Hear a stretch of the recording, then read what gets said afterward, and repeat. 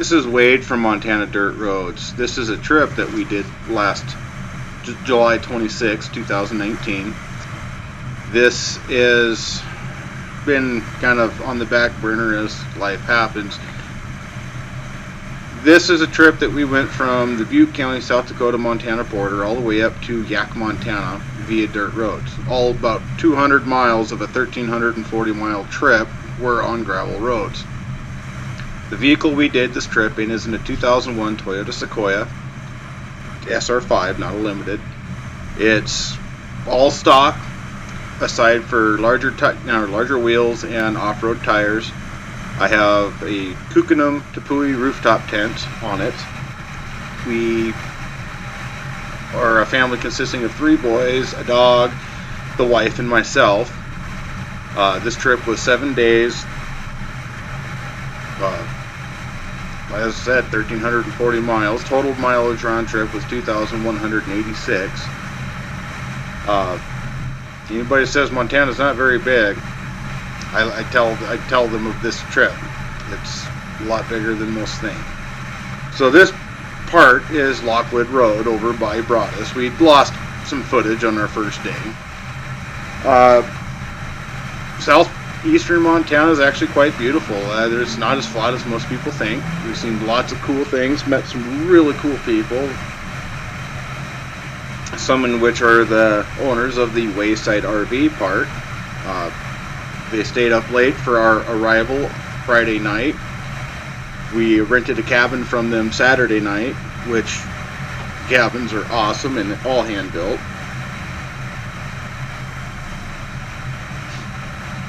Some parts of the trip were pretty mind-numbing. However, I couldn't edit down too much of it, or else it would be missing days and there'd be huge gaps. And so in the point of context, I kind of left some of the bland-ish sections in. If this is sounding any kind of echoey or tinny, is because I am in my garage, which is ironically the more quiet part of my house. That being 3 kids and now 2 dogs.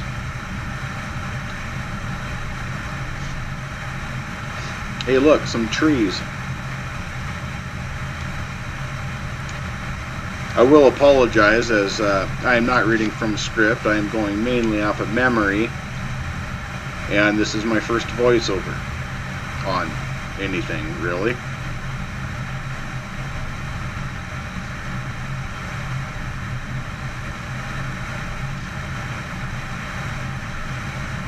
We had a goal for miles per day because we had an obligation on a Saturday, so we had to be done with this trip by Friday.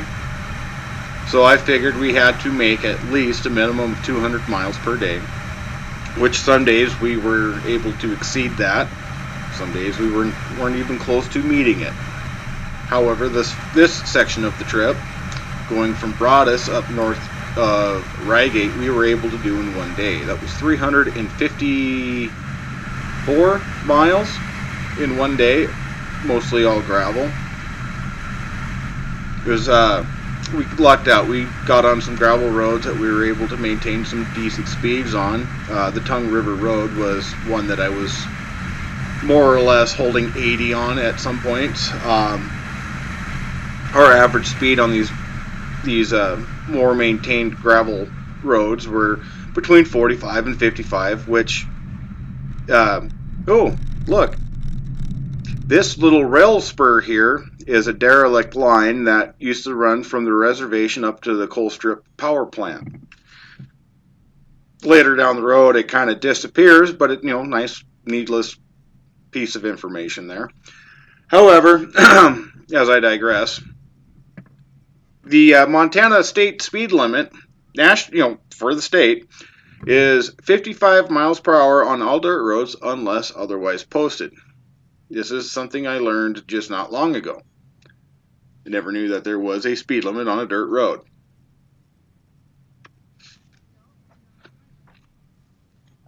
That is me taking random photographs with this cheesy Kodak camera from Walmart. None of which the photos that I took are going to land on this video in effort to keep this under 1 hour. I normally try to keep the videos between 20 minutes and 25 minutes.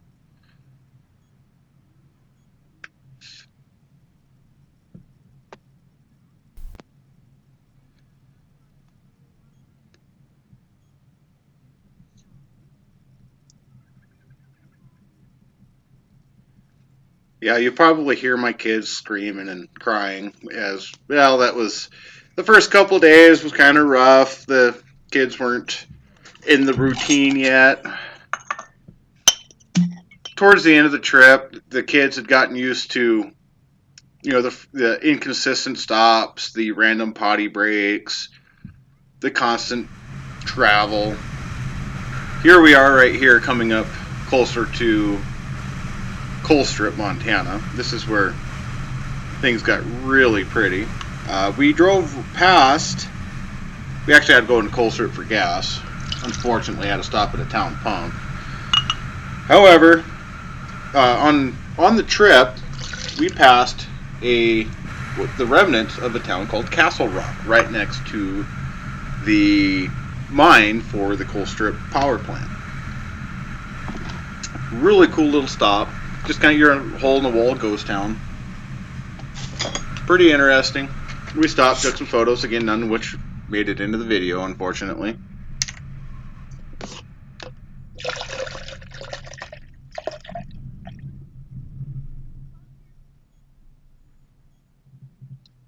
Here is the highway to Colstrip. I was stopping and admiring some coyotes that had been shot. Someone shot them and hung them on the fence. It's kind of par for the course in the rural parts of Montana, for those of which are not familiar. Coyotes are varmints, and they most normally are shot on sight and then left on fences or where they lay. Here is the town of Colstrip. There is more or less the only gas station in town. Pulled in here for a quick fill up. Some random road snacks, a couple cold snacks for the missus were retrieved from the back.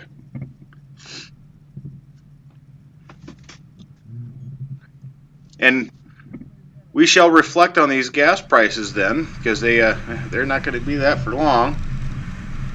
Okay, here is after we've gone past the Castle Rock ghost town. We are now heading towards Custer, Montana.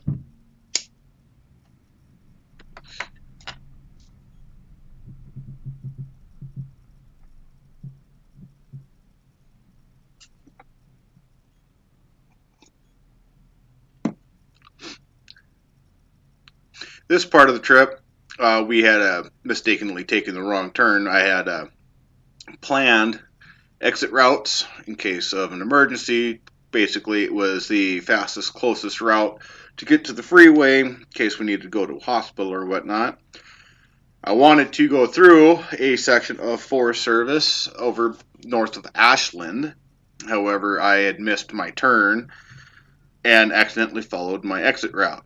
So this part was an impromptu try to get back onto the original route. It did not disappoint, though. We did find, as I'm backing up to see, a very, very gorgeous section.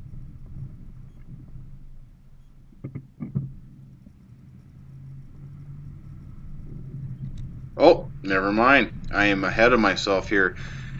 This was a road. This was I just missed my turn. That is my fault for not scripting this before I edit. There were quite a few gorgeous homesteads that we had driven past, well preserved on this side of the state. One which I wanted to go and explore, but it was pretty deep into private. My camera, more or less, it just couldn't zoom in clearly enough.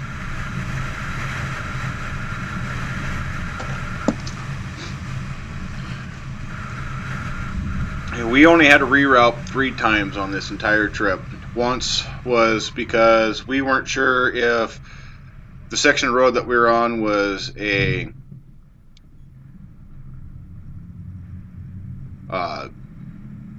section line road or, well, just a county road going into someone's field.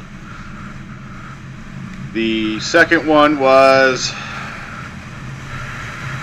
because the route that I'd planned going through the Belt Mountains ended up going onto a trail in which my Toyota would not have been able to manage due to its current, at the time, overheating issue. Yeah, just lack of ground clearance. Yeah, the third one was because the Forest Service decided to close down a forestry road up by Lake Koocanusa that would have taken us almost all the way into Yaak via forestry roads. So we had to take the Yaak River Road all the way into Yaak, which in hindsight was probably a good thing because, got to see some amazing views. It's an awesome road to drive. I mean, if you're looking for a nice windy road that doesn't have a lot of elevation gain to go blast down, highly recommend taking the drive to that road. Also, some amazing campgrounds in there too. So this is the little section of paved, bouncy as hell. As you can tell, we whacked the bump stops quite a few times. This is heading towards Custer.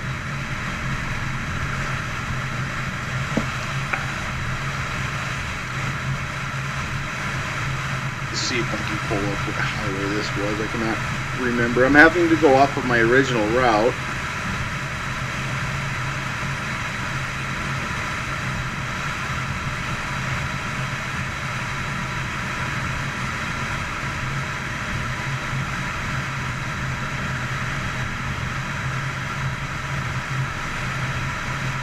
I believe that is State Highway 39.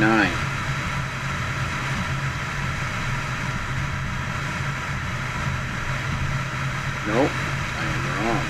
State Highway 39 is one that takes you up into Coal Strip, Montana.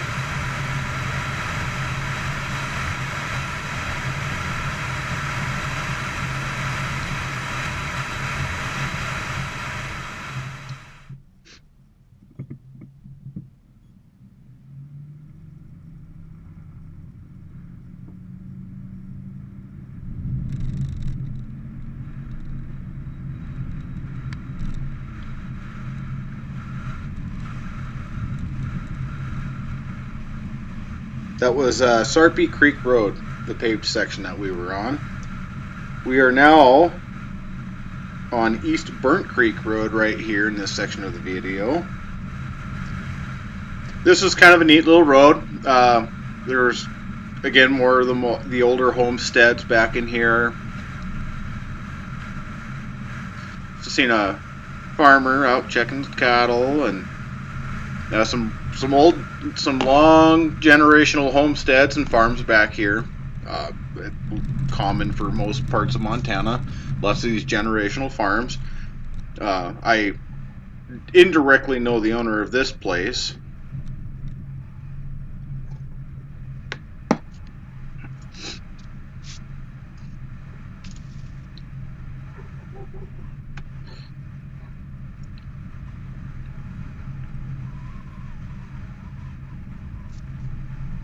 I tend to slow down my speeds a little bit when I'm coming through townships or when homes are right next to dirt roads. I used to live on gravel roads. I try not to dust people out. Just a common courtesy.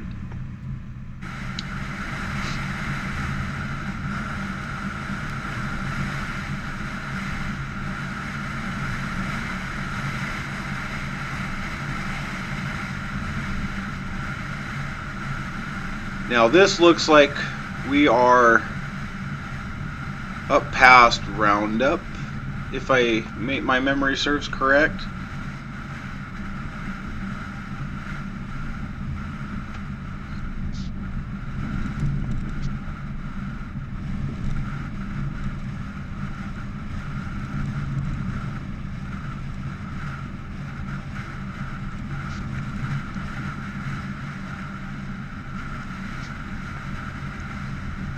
Yes, we are between Roundup and Rygate.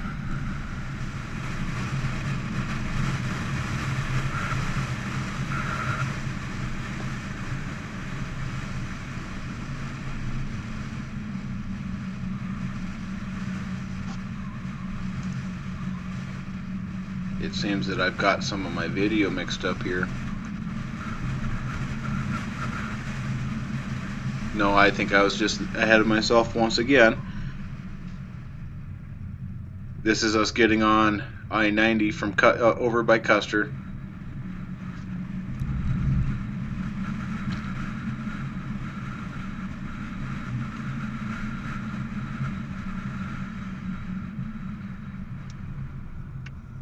It's a really nice thing that the state does, having trash cans on the exits like that so people don't litter on the freeways.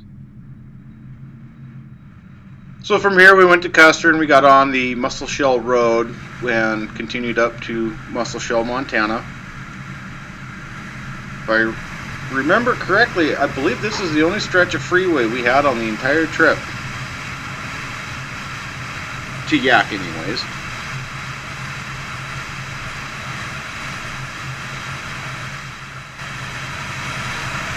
Nice little overloaded Ranger.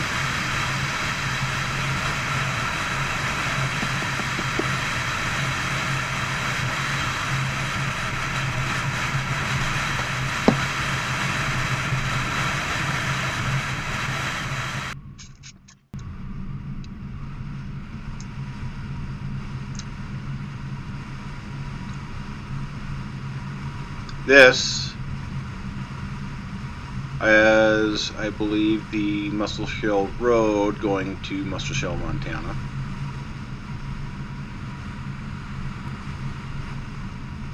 My next long-winded trip, I'm going to do some things differently as far as knowing where we're at.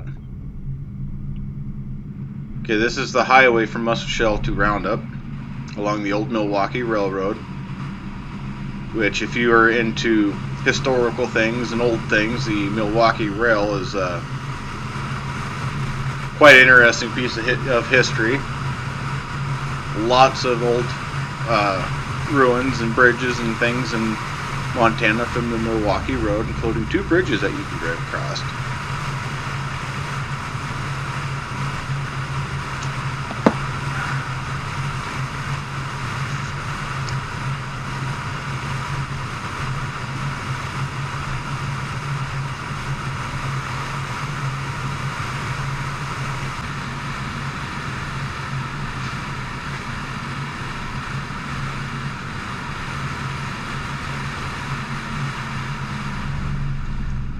I will have to say I'm pretty impressed by this little Toyota, how much abuse we've given it over this trip, and it never once complained.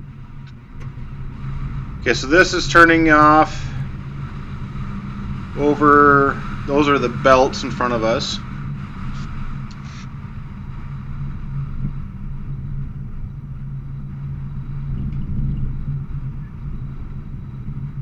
This is on our way, this would be on your way to Judith Gap.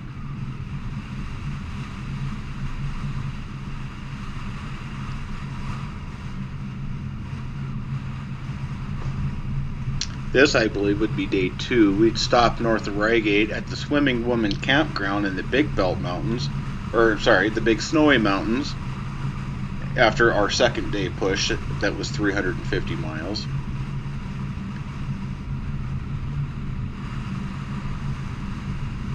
As I've stated, some of these roads were smooth enough and maintained well enough to where you could hold some pretty decent speed. I believe on this road I was probably doing closer to 60.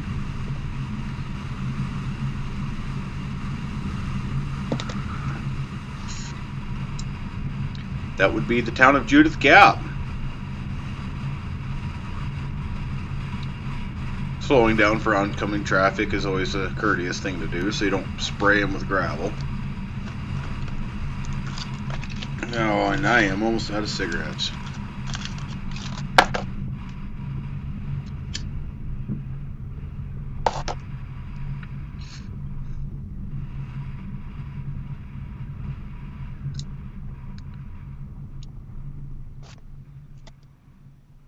We are just a little bit north of the actual town of Judith Gap, actually.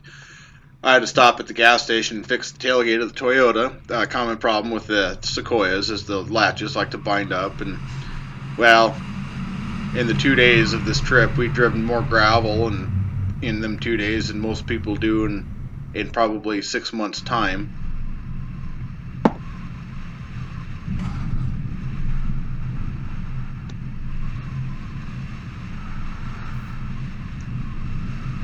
This is where we started to enter the Belt Mountains from Judith Gap. It was about from this point on that the daily mileage became a struggle.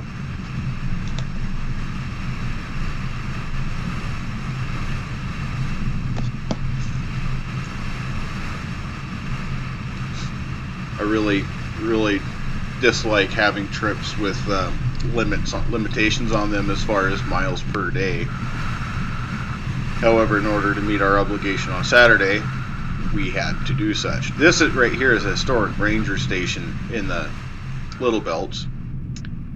This is dropping into, geez, what canyon is that? It's just over by Sapphire Village. This leads you up to Yogo Peak. Really cool little area.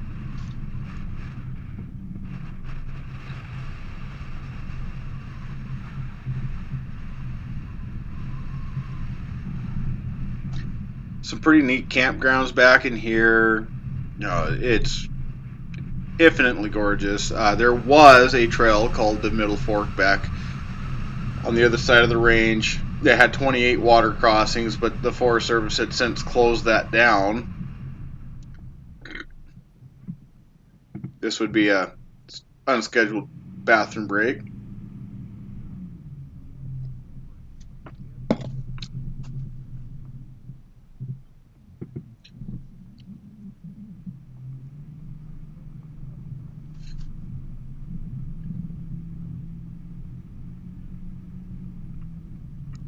No, there's lots and lots and lots of Jeep trails, side-by-side trails, four-wheeler trails, and dirt bike trails in this mountain range. Lots of gorgeous, pretty things to see.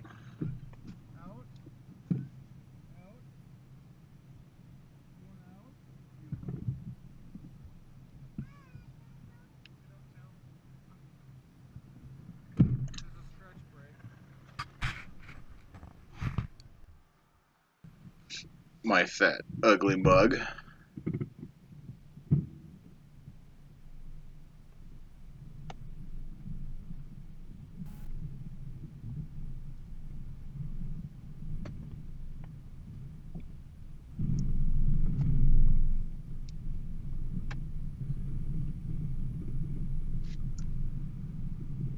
This is the backside of the belt.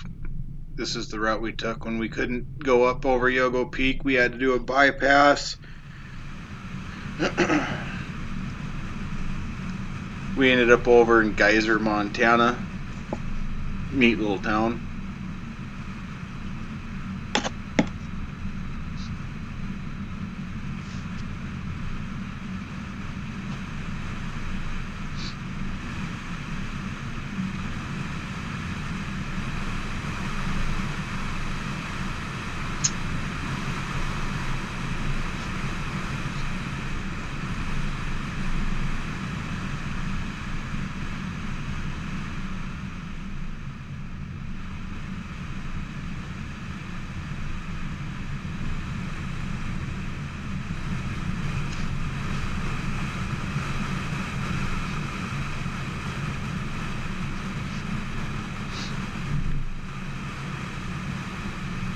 Another one of those dirt roads that were well enough maintained where you can hold a decent clip down it.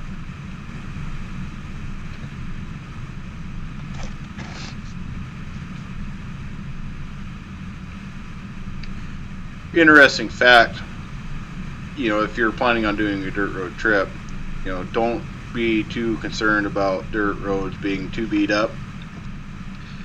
As my experience has shown, most your dirt roads are only going to be beat to hell the first 20 miles or so from the paved road, as that's where most traffic about reaches.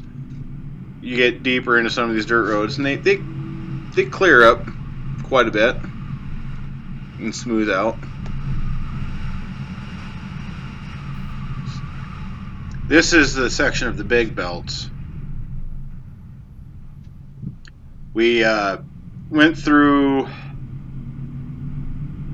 Fort Logan, off of Kings Hill Pass, entered the big belt through Confederate Gulch, which at Confederate Gulch, I need to go back there and check some stuff out. There was some really pretty stuff back there. There's an old mining claim back there. It looked to me like it was a placier claim. We found a couple RV trailers stuffed way back in the woods. Lends me to believe getting them back there was quite difficult because, well, the road that they were on wasn't much wider than the trailer itself.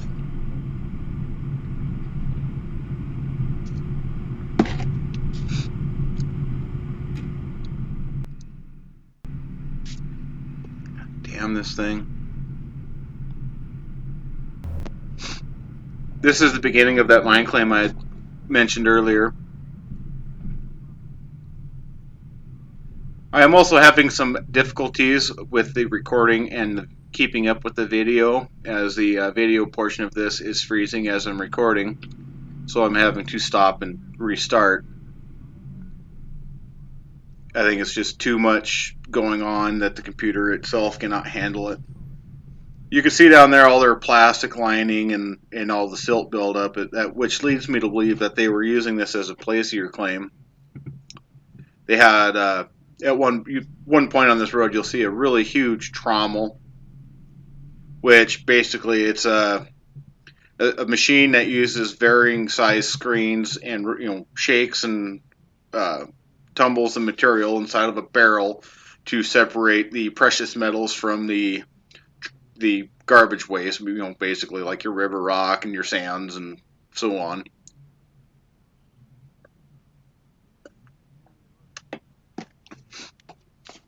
Montana is absolutely loaded with mining, ghost towns from mining, derelict mining claims, all sorts of wild mine structures that are just left.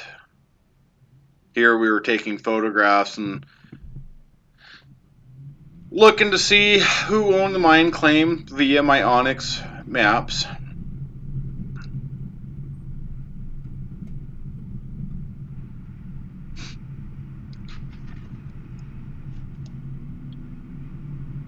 Now it's interesting to note, a patented mine claim is treated the same as private property. Therefore, it is the same as trespassing. I do not completely agree with this. As such, this area, pretty much the entire river bottom, was patented mining claim.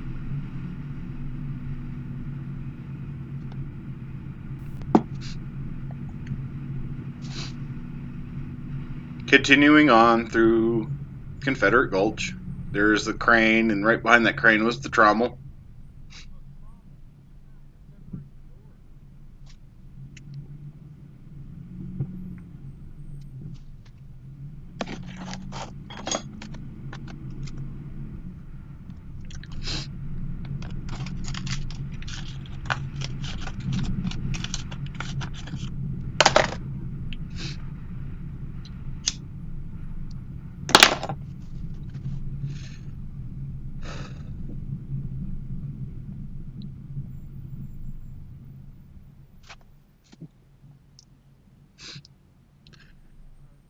I will apologize for all the frequent stops, as these old mining claims and things of that sort is a big interest of mine.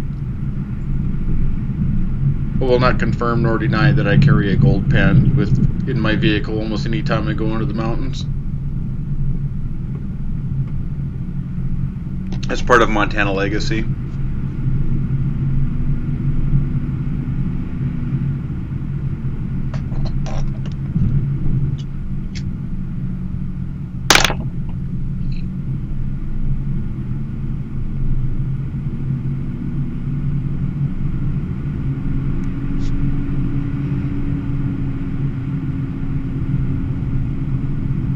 I don't know if you guys can hear all the traffic outside my house, but I live right next to one of the busiest intersections in my neighborhood.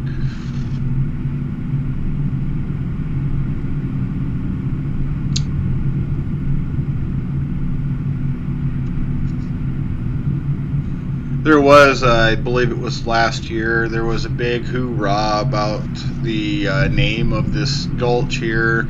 The Forest Service had removed the signage for it, or well, more or less blocked, covered it up with duct tape, because budget cuts. And there was a huge uproar about it, and many of the outdoorsy type people like myself, and most likely you, had gotten together and lobbied the Forest Service. Basically, we did all sorts of petitions to tell the Forest Service to leave the name alone, because they thought that the whole Confederate name was racial and all that other BS. So, but anyways, they ended up leaving the name alone. There, was this one and a few other places that they're wanting to do name changes on.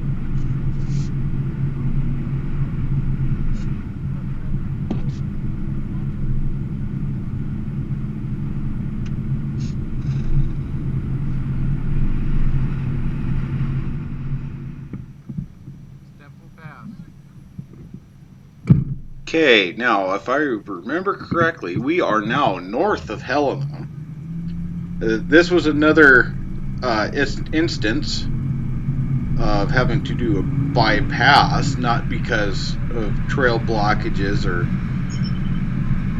we just couldn't make the road. It was basically because forest fires. Around this time, Helena was experiencing a ton of wildfires.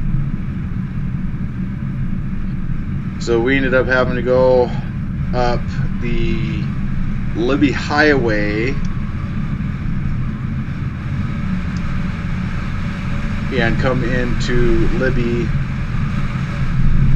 over this road here. I am currently looking for the name of this road. I cannot remember the name of it.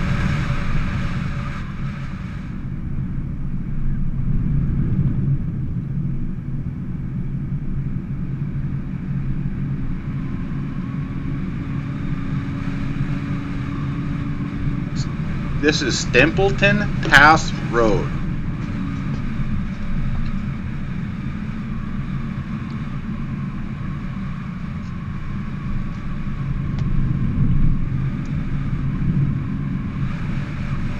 It was actually a pretty enjoyable drive. We did gain elevation on it. It wasn't horribly, steep and nasty. It's a Subaru road, something. Hell, you could take a Camry up it if you wanted to. There was private residences all over the bottom of it. You get up towards the top, it turns into forestry. Here, I believe I had spotted like an old cabin back in the woods a bit, and I was trying to take a photo of it like a dummy. Now, the town of Lincoln. That town is... you might have heard it in the news a while back. A couple years ago, they had some rash of earthquakes there, shook the town up pretty good. It is a town in the middle of the forest, and they did not knock the trees down to make room for the homes. They built the town around the trees, which is quite relieving. It's a real gorgeous place. If you're ever in the area, I'd highly recommend stopping by Lincoln. They have a campground in Lincoln Park that is $5 a night. They have showers, a playground, and it's almost more or less right in the middle of town. We had white-tailed deer that were walking with, we could probably have pet them. They were getting that close to us. It was kind of unnerving, as white-tailed deer are not typical for that behavior. Normally, as soon as they see a person, they turn and run.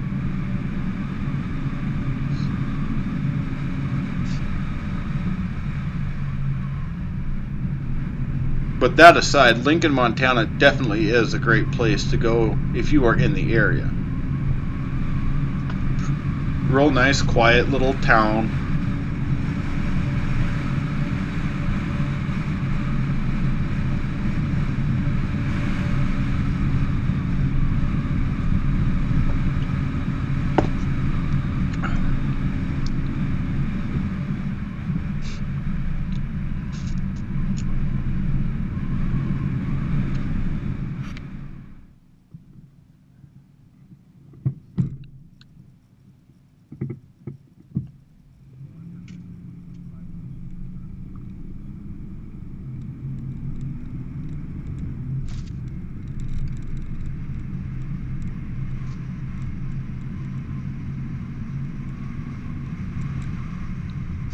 The neat thing about this road, is it puts you more or less right in the middle of the town of Lincoln.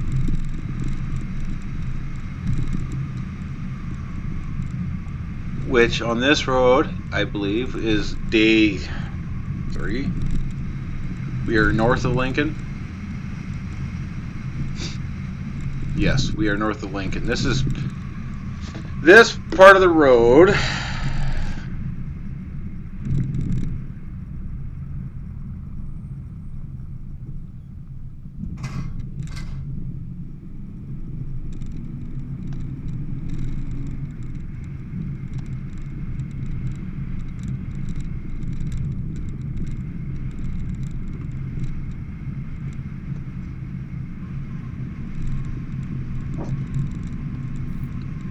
This is the Ovando-Helmville Road, which we had met a quite interesting character. He was from Great Britain on a very, very long bicycle ride. I will stop talking when we get to his point, and I will let you listen to him. But this part of the drive was absolutely gorgeous. We did encounter quite a few logging trucks, which, you know, they're doing selective logging up there. I am not going to complain about them being there. Now, this is the Lolo National Forest, which I believe is absolutely gorgeous. I mean, all of our forests more or less are gorgeous to one extent or another. And this is where we meet up with that gentleman from the Great Britain. You'll see him pedaling down the road here. We're on this logging crane here.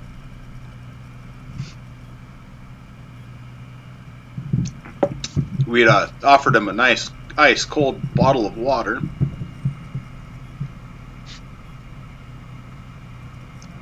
And here he comes cycling on down the road.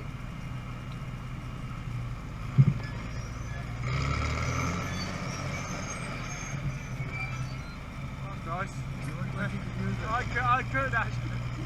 I was going to stop at the creek up there and it's going a bit slow, so thank you very much. No problem. Yeah, it's been lovely to around it, like, a lot of respect for you guys on bike. You're out there near the phone, you're going very slow. Well, it's not a choice of sitting at home and aspiring, going out and doing something. We're crossing the state like very close, but okay.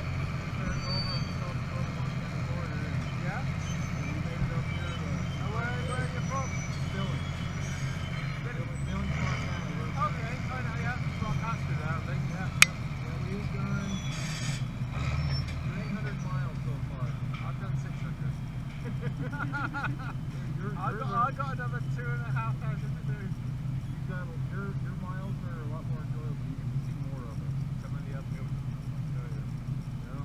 But the downhills are worth it. Yeah, I think you're going all downhill from here on out for the most part, aren't you? Where are you heading? Today? Yeah. Which way are you heading? Fort Lincoln. Well, yeah, we just came from there. Okay, yeah. There's a nice campground there with showers and all that good stuff. Now you're talking. You got some pretty good downhill sections. Oh, that's nice. I've just had a good one, so that's, yeah. Yep. Yeah, well, thanks very much. Yep. Likewise. Yeah, likewise. Take care, be safe. Yeah. Take care, kids. That one encounter more or less explains why I like to do these types of trips. The people that you meet, just the culture between the east side and the west side of the state can't be more different. We met all sorts of cool people on this trip. We met a guy in the Big Belts that was doing his own form of logging for, heat for his house. Ex-military, just an overall cool guy. We ended up camping right next to him. We had a great time. Oh, and here's another cool dude. Thank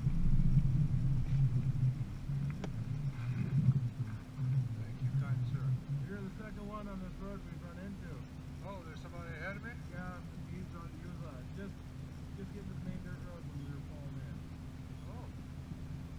Well, thank you very much. Yeah, you guys in the Lincoln too? Did he say he was trying to get to Lincoln today? Yes. Oh, okay. Good for him. Well, when you get to the highway, you got 25 miles to Lincoln. You got a pretty good downhill section. Oh. Because the route, I don't know which route he's doing. The route I taken takes you over Philadelphia.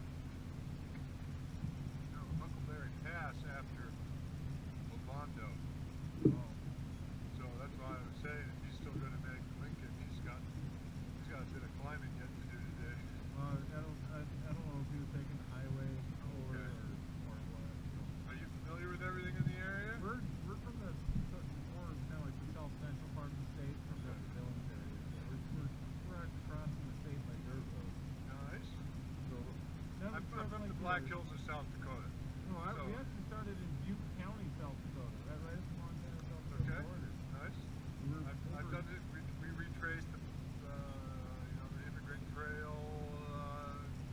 Same thing. Kids and Folsom movement. So. Oh yeah. Well, you have a good safe trip. Thanks again. There's a lot of logging going on up there. So watch for big red shit. Okay. Have a good one. Thank you. Those two guys on mountain bikes are braver than I. They're riding through areas that have lots of predation, bears, mountain lions, and so forth. Not to mention they have to compete with these guys with the road. That is a logging truck in front of us. I'm giving him a wide berth. He is on the clock, I am not. It's a lot harder for them to stop than it is for me.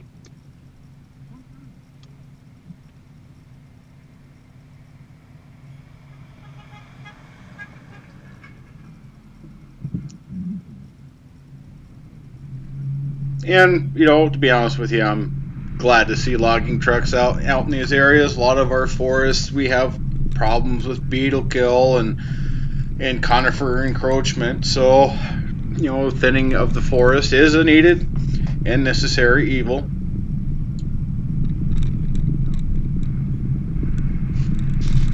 This is one of many just stunning lakes that we were able to drive by.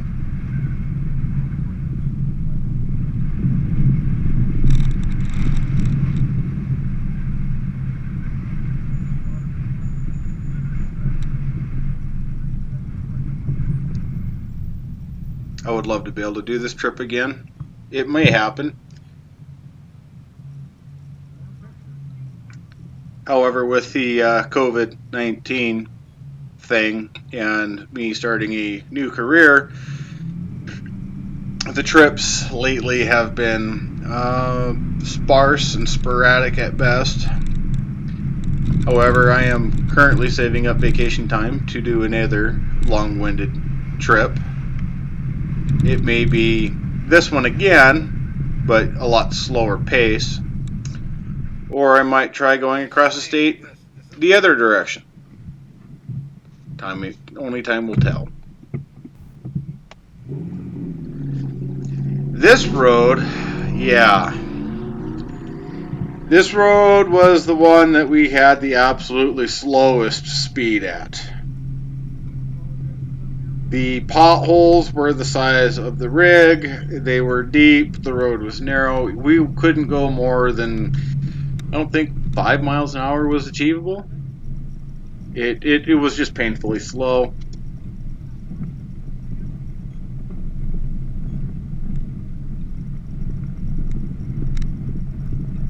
I want to say that was in or near the reservation of over by Kicking Horse.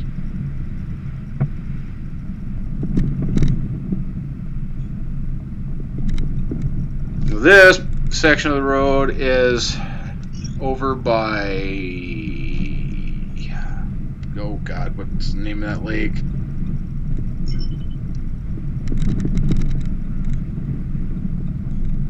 Flathead Lake. We are over by Polson here. This is going over a mountain range between the Flathead National Forest and the Lolo National Forest. We did, however, kick up a grizzly bear here. Yeah, of course, it was right after I turned the cameras off. We kicked up a grizzly bear. This section of the trip was very nail-biting, as when we came through Polson, we did not refuel, and we were pushing our fuel reserves quite heavily. We ended up praying that we were able to get through this section, because if we had to turn back, we would have run out of gas. The scenery and the views were absolutely gorgeous. This is now we're off the top. We are heading back towards highway. We were able to get through without having to go through any gates or nothing. It turned out to be all kosher. I was particularly nervous about this section of road because as you can see how tall the grass is in the center of the road there. That is most likely indicative of this road does not get traveled very much. We ended up having to drive all the way back around to Polson via the highway to get gas because, all the other little resort towns along Flathead Lake didn't have gas stations, which absolutely blew my mind. This day was a very long one. We didn't end up setting up camp until after 11:30 at night. I was very, very frustrated and tired, and so was the wife and kids. We ended up eventually finding a place to camp in an area that was being slated for log out. Met up with this dude and his wife that had smoked the motor of their pickup, pulling their camper up the same road. So we stopped, camped next to them, and I helped them out in the morning to get back on the road. The motor was only half smoked. This is where we came out to come to the highway. Directly across the highway, more or less, is where our route continued to go, where we ended up meeting up with that couple, which they scared the living hell out of me. We're driving in the pitch dark with horrible headlights, and this dude just pops out of the trees in the middle of nowhere. Not what I was expecting, but hell, it's Montana, so expect the unexpected, right?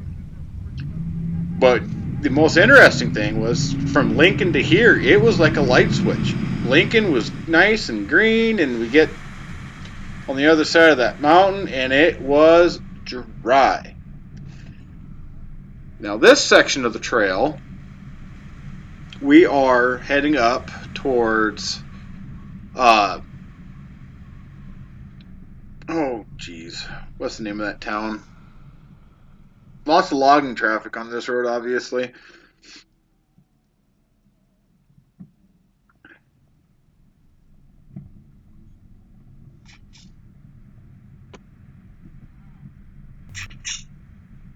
This is over by Marion, Montana, on Pleasant Valley Road. This is actually probably one of my favorite sections of the road.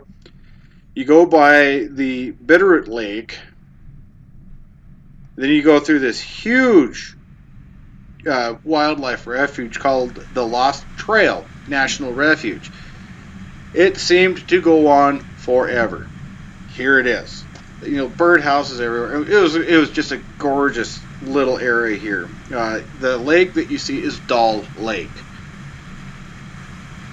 Now, one of the reasons why this was my favorite part is you end up on this old railroad bed that was owned by a company in Libby, Montana. Now, that railroad bed was used for logging purposes. And it was a hoot to drive, gorgeous views, dusty as hell though. And we've seen some pretty interesting equipment on there, trimming back the overgrowth. Here is the said rail bed. This is actually called Railroad Grade Road. A long name for a road, but we'll use it. This, like I said, was probably one of my favorite parts of the trip. I'm actually kind of planning on coming back up to Marion on my KLR 650 to do some more, I don't know, exploring of the area on, say, like a 4-day weekend or whatever. This was a very, very cool drive. The wife spotted an old train trestle going across like a swampy area. You almost missed it.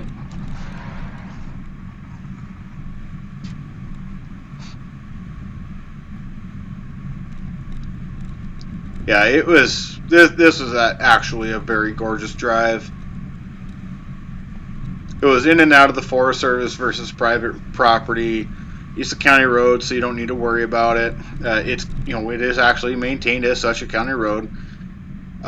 This will actually put you down on a paved road that also used to be a railroad grade over by Libby, Montana. You could get to Libby from Marion from here. You could also get to Lake Koocanusa from Marion via this road as well, which is the route that we had taken. What I thought was interesting is just you'd go through an area where they lopped out a hill, and then you'd see where they had filled in like a depression behind it via, like just like a little coulee or whatever, with the ground that they'd use to lop out the hill with. So, railroad erection is just, the amount of effort that goes into building a railroad is unimaginable. But you and I can reap rewards for the ones that no longer exist, and they turn the rail grades into road beds. So, I highly recommend taking this drive. On a scale of 1 to 10, this is a solid 9 as far as just the enjoyment. And there's other side roads and spur trails and stuff in the area that we could have turned off and explored more, but again, that time crunch that we was on.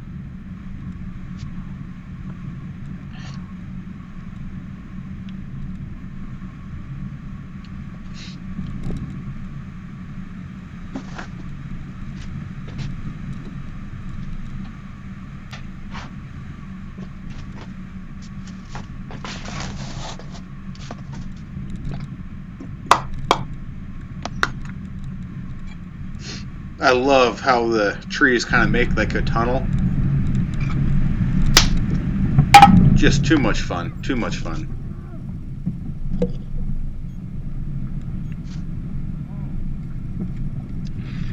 These were interesting. These guys were cutting back the overgrowth on the trail. Basically, it was like the mower deck on your lawnmower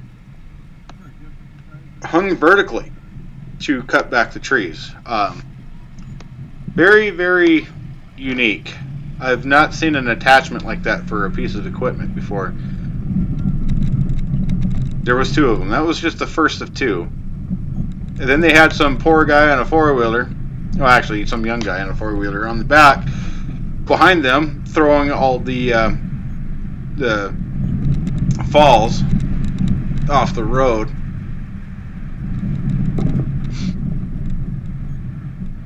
I really want to come back and drive this road so bad.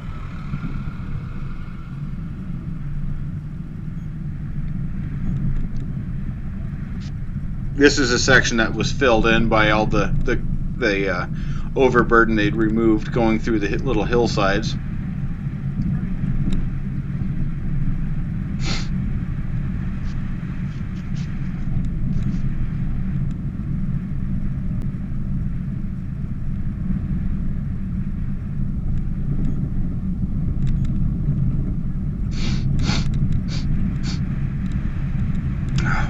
Runny nose.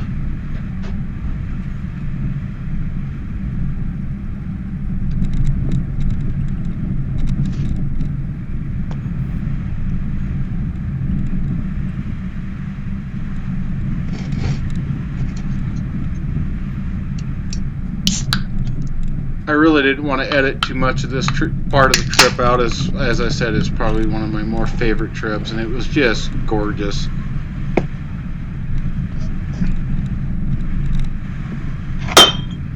Ooh, almost broke it. That right there is probably one of the better viewpoints of the trail. They got railroad ties kicked off to the side of the trail and what have yous. Here's towards the end of the road.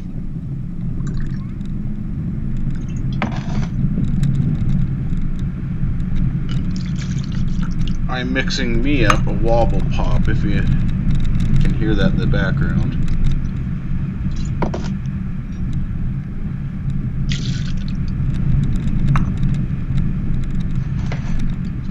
I will put out also that this trip was not sponsored by anybody other than myself. I do not have sponsors, nor do I really am looking for them. I guess if somebody wanted to sponsor a trip like this, I would accept the help, granted as long as their values aligned with mine. However, again, I am not currently looking for any. This is more recreational than anything. I'm not trying to do what Expedition Overland has done and make this into a career path, as I know that it is not a viable option. I am not what you would call a public speaker type.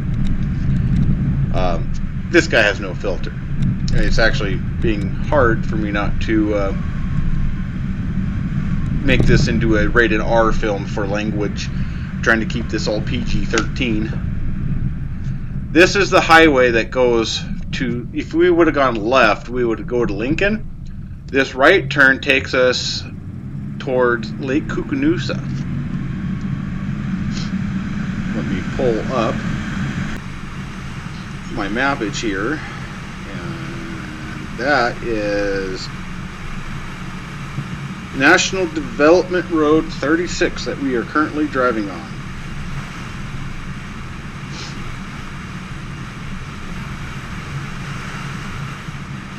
We drive on this road for a while.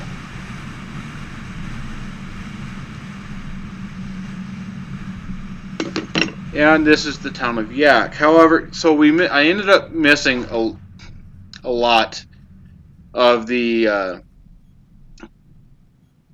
Yaak River Road drive, the drive across Lake Koocanusa. The damn memory card got corrupted, but this is the Yaak Tavern. This is also where they have the Yaak Outhouse races.